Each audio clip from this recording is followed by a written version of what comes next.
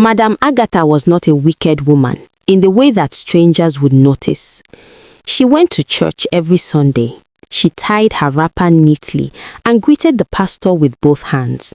She laughed loudly at women's meetings and gave small amounts to the offering basket and told anyone who cared to listen that God had been faithful to her family. But inside that compound on Obiago Road, Agata was a different weather entirely. She had 3 daughters. Blessing, her second, was her pride. Fair-skinned, loud, charming in the way that pretty girls with no responsibilities tend to be charming. Destiny, the last born, was her baby, the one she defended before the accusation was even finished. And Ruth? Ruth was the first, the eldest, the one who looked too much like Emmanuel and not enough like the version of herself Agatha wanted to see walking around her house. Nobody could explain it. Not the neighbors, not the relatives who visited during Christmas and quietly watched. Not even Ruth herself, who had spent 26 years searching her mother's face for a warmth that was never there. What Agatha gave Blessing and Destiny in softness, she gave Ruth in silence. In instruction, Ruth woke up every morning at 5.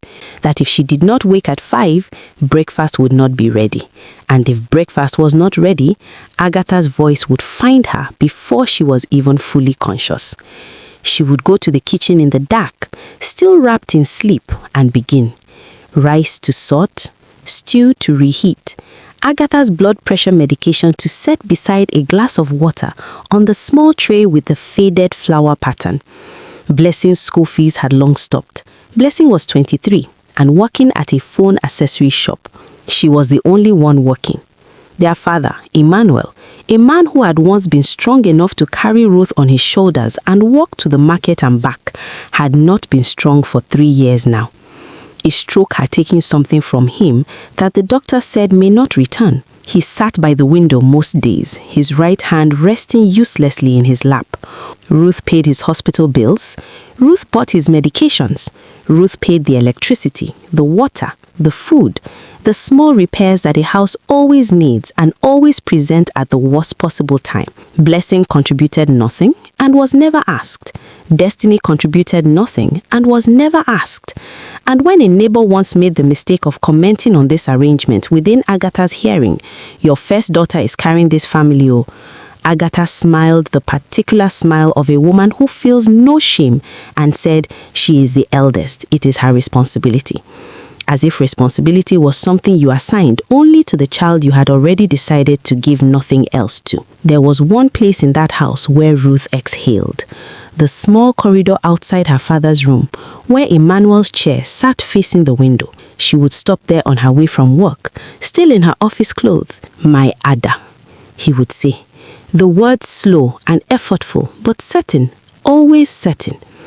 And Ruth would pull a low stool close and sit beside him and not say anything for a while.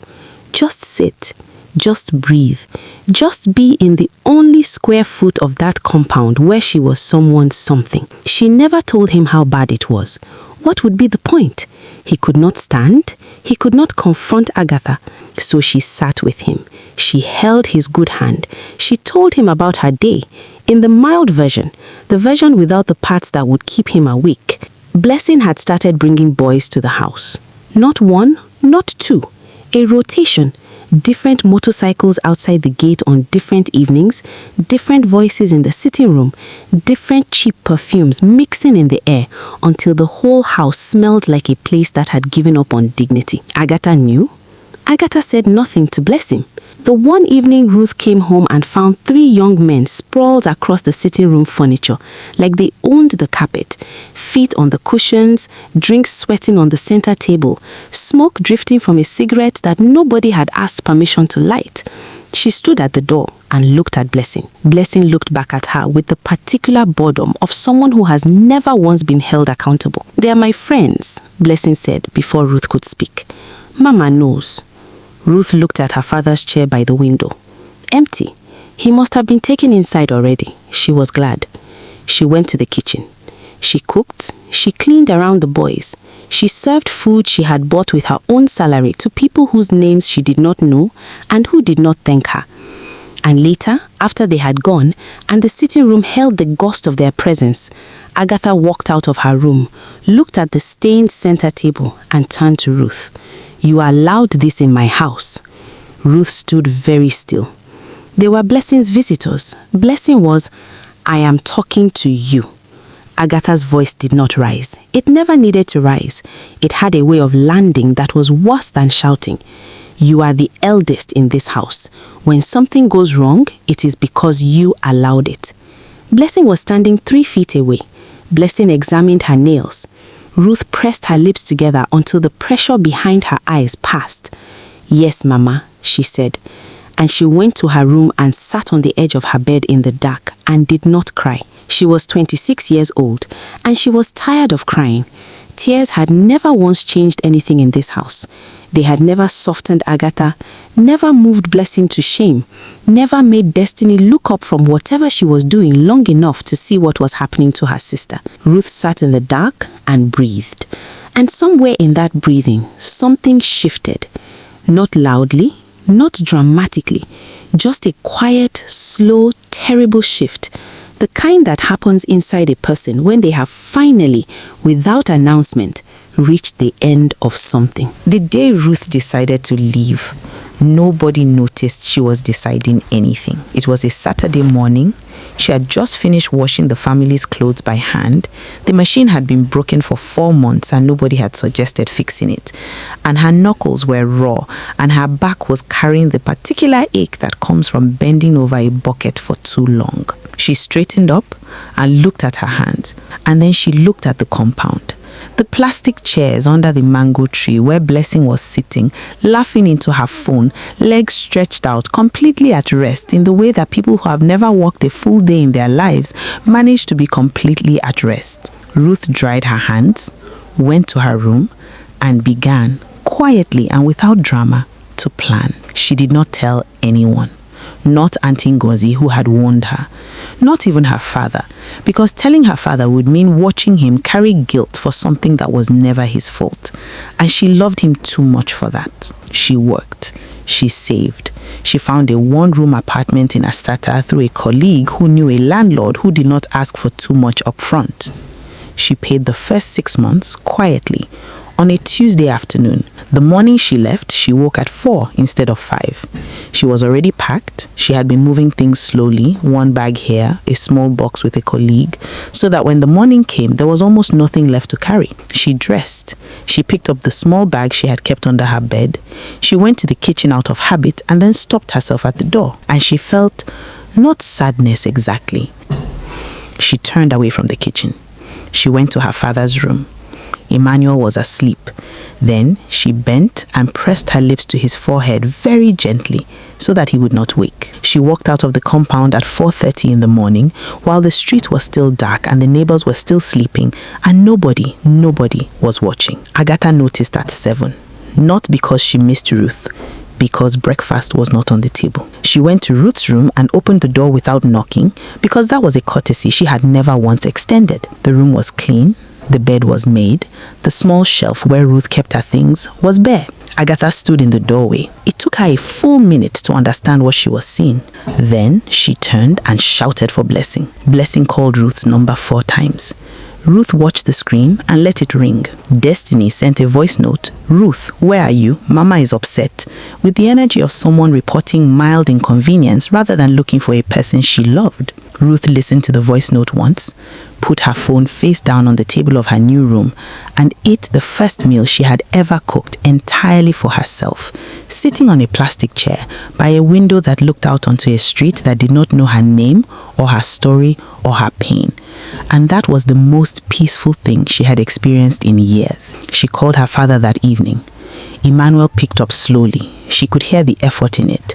And when she said, "Papa, it's me," he made a sound that broke something in her chest and healed it at the same time. "I'm okay, Papa. I'm safe. I have a place. I just needed air." There was a long silence.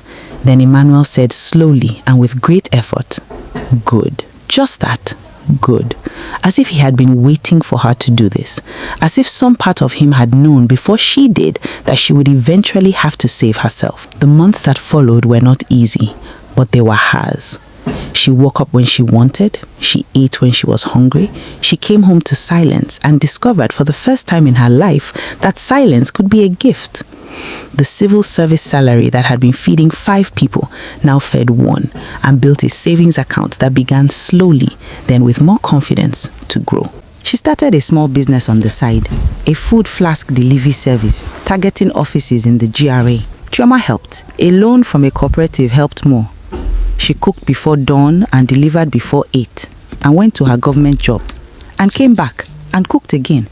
And it was exhausting in a completely different way from before. The exhaustion of building something that belonged to you, which is almost indistinguishable from joy. In 2 years, the flask business had 4 employees. In 3, she had moved from the 1 room in Asata to a 2-bedroom flat in Independence layout with a kitchen that was only hers. She sent money for her father's medications through Auntie Ngozi, who gave her updates without being asked and who never once pressured her to return. She was not heartless. She was simply finished. She did not know what was happening in that house. She did not need to. Blessing had found her chief. His name was Raymond. Chief Raymond Obi, 65 years old, Port Harcourt money, a belly that arrived in a room before he did, and a smile that Blessing had decided meant generosity when it meant something else entirely. She had met him at a birthday party she attended with one of the rotating boys from the sitting room, and she had looked at his agbada and his gold watch and the way other men straightened when he walked past, and she had made a decision the way Blessing made all her decisions, quickly, confidently, and without thinking past the surface of things. She told Agata she had found a man of substance. Agatha prayed and praised God and told the women at church that her daughter was going places. Blessing moved into Chief Raymond's Port Harcourt house within 3 months. She sent photos, the compound, the cars, the sitting room with the chandeliers. She stopped working at the phone accessory shop. She stopped sending money home. She was investing in her future, she said. She was securing the bag, as the young people say. What she was not doing was asking the right questions. Like, why Chief Raymond's children from his first wife never visited. Like why the house girls had a particular way of looking at her, not with envy, the way house girls look at a woman they respect, but with something closer to pity. Like why Chief Raymond, who had seemed so generous in courtship, had begun to speak to her in a way that made her feel small, in rooms where there was no one else to witness it. She told herself it was adjustment, that powerful men were complicated, that love looked different at 65 than it did at 30. She told herself many things. The night she woke up to find Chief Raymond on his knees in the parlor, with candles she had not bought, arranged in a pattern she did not understand, and a photograph she recognized as her own. A photograph taken from her phone while she slept. She ran out of that house in her nightgown. She called Agatha from a stranger's phone because hers was still inside. When Agatha arrived in Port Harcourt 3 days later, there was nothing to collect. Chief Raymond's gate was locked. His number was no longer reachable. The neighbor said he had traveled. The house girls were gone. It was as if the man had folded himself up and disappeared, taking everything Blessing thought she had secured along with him. Blessing came back to Enugu with nothing but the nightgown, a borrowed wrapper, and a silence that had replaced all her laughter. Agata told no one at church. Destiny's story moved slower and landed harder. His name was Kenneth. Young, sharp-dressed. The kind of man who knew exactly how to talk to a woman whose mother had taught her that being chosen was the same as being valued. He had a car and a job title that sounded important, and hands that were, in the beginning, only ever gentle. They married within a year. Agata danced at the wedding. Destiny posted photos for a month. The hand stopped being gentle by the 2nd year. It started the way it always starts. Small. A push, an apology, flowers. Then a slap, another apology. Then something that put Destiny in the hospital for the first time, with a story about falling that the young doctor on duty clearly did not believe, but could not disprove. The 2nd hospitalization, she lost the baby she had not yet told anyone about. The 3rd, she lost the ability to carry another one. Agata visited her in the hospital and held her hand and wept. And Destiny lay in that bed and stared at the ceiling and thought about all the time she had sat in that sitting room on Obiagu Road, watching her mother dismantle Ruth piece by piece, and how she had said nothing, done nothing, added her own small cruelties to the pile, because it was easy, and because Ruth had never fought back. And because nobody had ever sat Destiny down and taught her that the way you treat people who cannot hurt you is the truest thing about you. She thought about all of that. She could not unknow it now. Ruth heard about blessing from Auntie Ugozi. She heard about Destiny from the same source 3 months later. And she sat with that news for a long time. She did not feel satisfied. She had read enough of life to know that the suffering of people who hurt you does not actually heal the place where they hurt you. That is one of the most disappointing truths about pain. It doesn't balance like an equation. Blessing's loss did not give Ruth back the years. Destiny's hospital bed did not return the dignity. But Ruth felt something, a loosening. Like a knot that had been tied inside her sternum for 26 years, had not disappeared, but had at least finally stopped pulling. She called her father. "I heard, Papa." Emmanuel said, "Are you okay?" A long pause. Then, "Come and see me, my Ada. Come and see your father." Ruth closed her eyes. "Soon, Papa, soon." Auntie Ngozi had called on a Thursday evening, her voice carrying that particular careful quietness that people use when they are trying to deliver news without breaking you with it. Emmanuel had been taken to the hospital. His heart this time. Not the stroke again. Something new.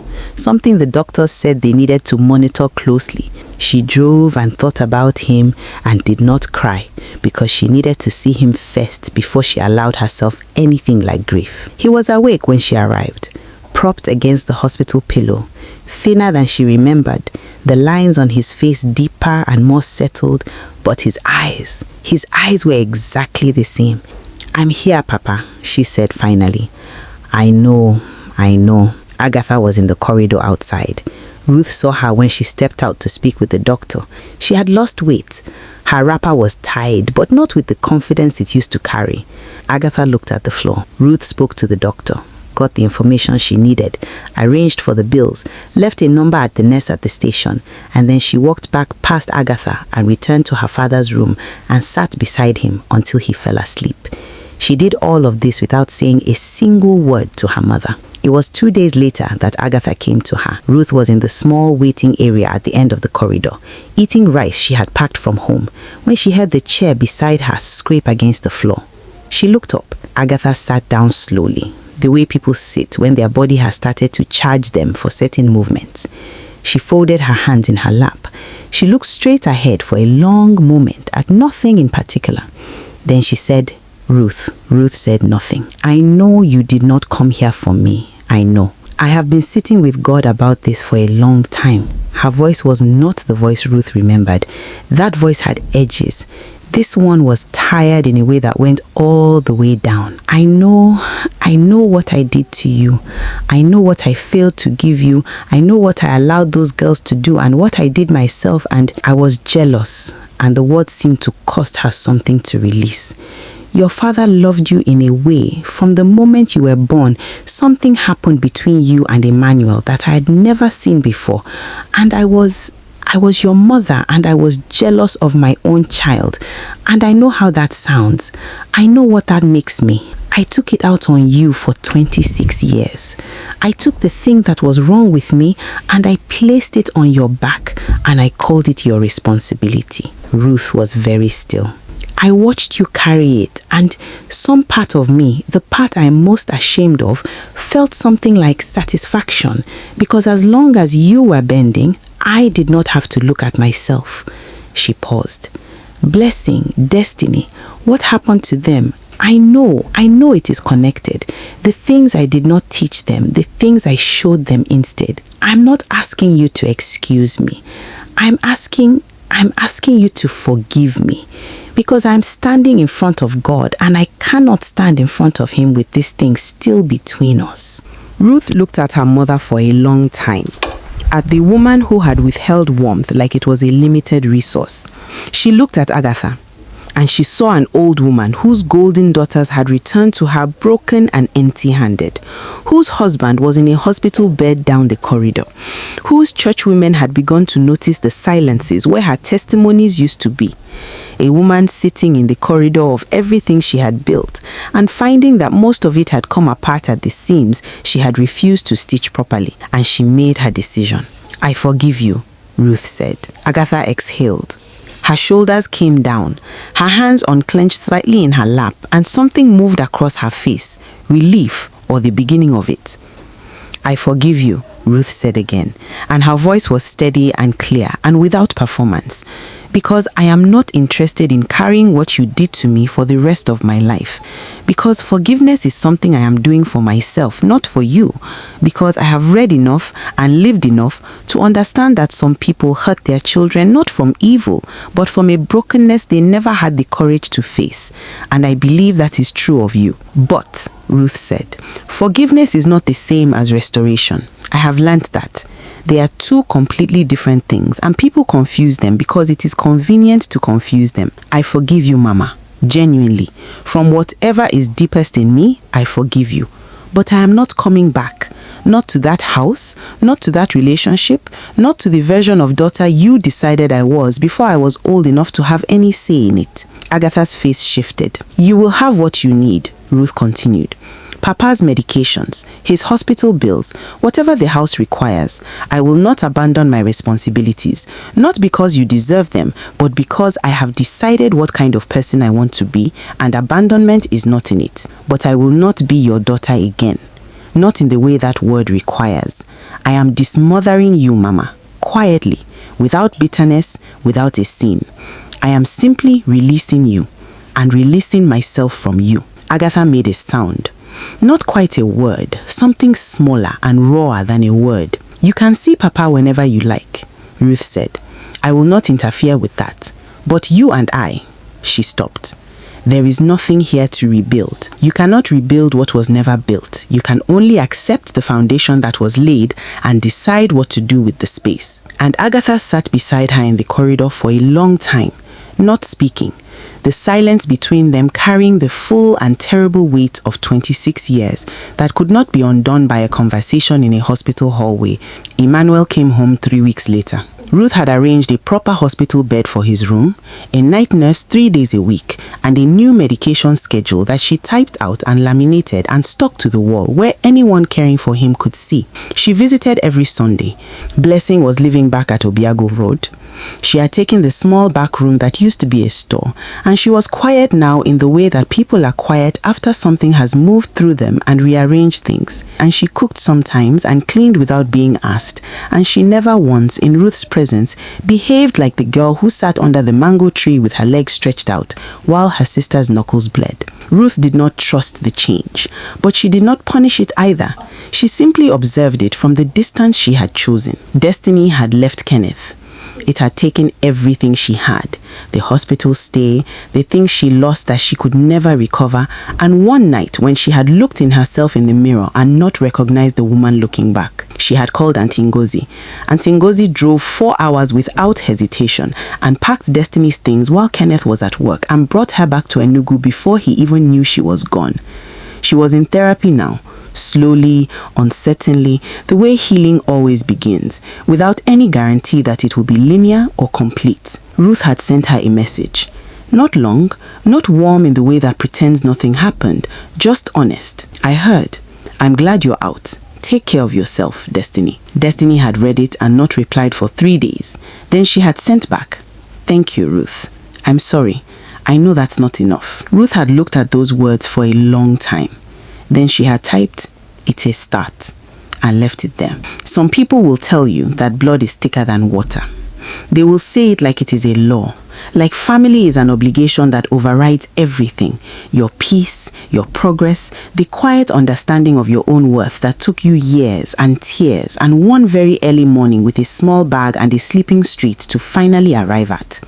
Ruth had heard it all her life. She had learned that blood being thick is not the same as blood being clean. Some bonds are worth everything. Some are worth the forgiveness you give, not because it was earned, but because you refuse to let someone else's failure live permanently inside your chest.